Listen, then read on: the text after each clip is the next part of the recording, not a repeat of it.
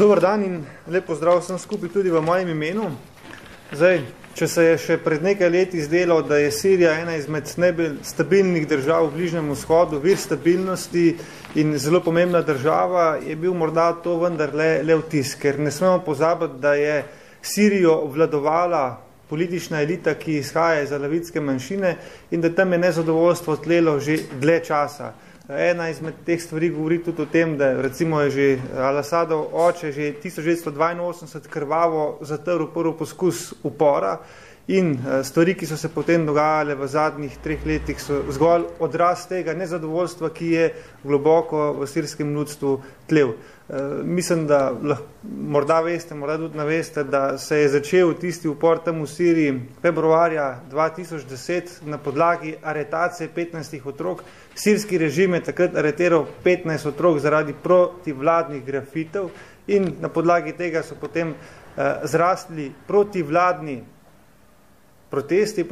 protesti pa so se prelevili v državljansko vojno. Ta državljanska vojna je že vzela več kot 100 000 življenj in iz domov pregnala več kot 2 milijona ljudi. Kot pa kažejo zadnje slike in kot kažejo zadnji obveščevalni podatki, pa je Al-Asadov režim uporabil tudi sarin, torej orožje za množično uničevanje. In jaz mislim, da je to tisti trenutek, in v Sloveniji smo to prepričani, da je tisti trenutek, ko se je mednarodna skupnost dolžna odzvati. Mi ne smemo dovoliti, da se ponovi Ruanda, da se ponovi Bosna, ko je mednarodna skupnost predolgo čakala, se ni odzvala in umirali so nedolžni ljudi. In zaradi tega v Novi Sloveniji podpiramo, da pride čim prej v Siriji do omejenega vojaškega posredovanja.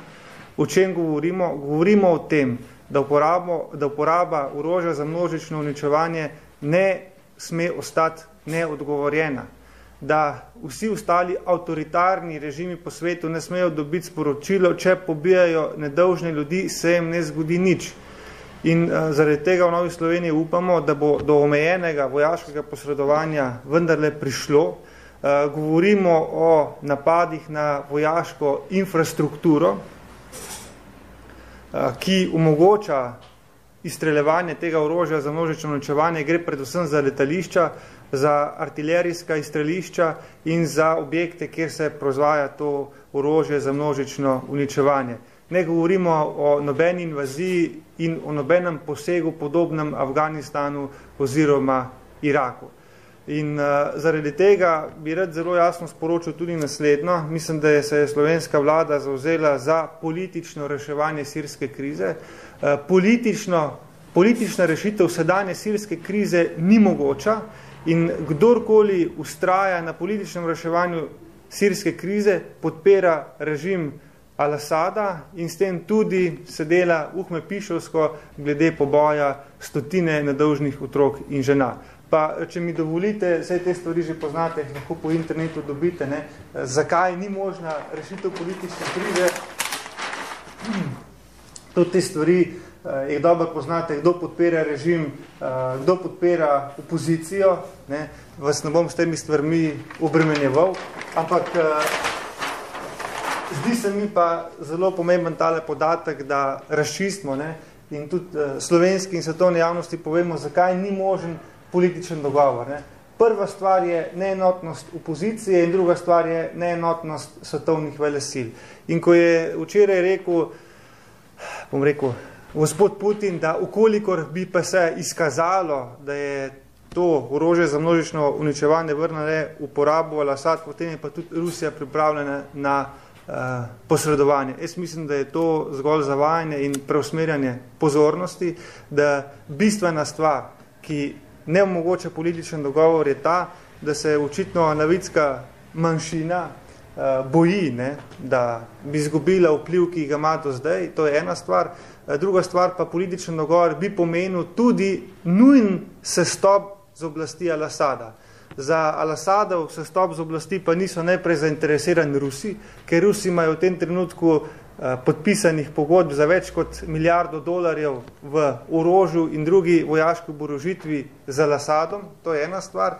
Druga stvar, mislim, da se tudi manjšine, v katerih je bil prej graf tam narisan, bojijo, da okolikor bi v Siriji prevladala sunitska večina, bi izgubili določen del vpliva. In kar je pa sploh bistveno, da se niti sedanja opozicija ne želi pogovarjati in pogajati z režimom. In če imamo zdaj situacijo, ko na eni strani se opozicija ni pripravljena pogovarjati in dogovarjati z režimom in ko na drugi strani niti Asad ni resno pripravljen na ta pogajanja, resnega političnega dogovora za končanje te sirske krize ni mogoče skleniti. In kdorkoli ustraja na političnem dogovoru, potem pomeni, da ustraja na tem, da Al-Asad nemoteno obračunava s svojim ljudstvom. In zaradi tega jaz in tudi v Novi Sloveniji podpiramo včerajšnje izjave francoskega premijeja v francoskem parlamentu, ko je rekel, vojaška intervencija šele lahko omogoča političen dogovor. Zakaj? Ker z vojaško intervencijo bi lahko oslabili Al-Asadovo vojaško infrastrukturo, to je ena stvar in na nek način vse malo uravnotežili razmerje sil v Siriji.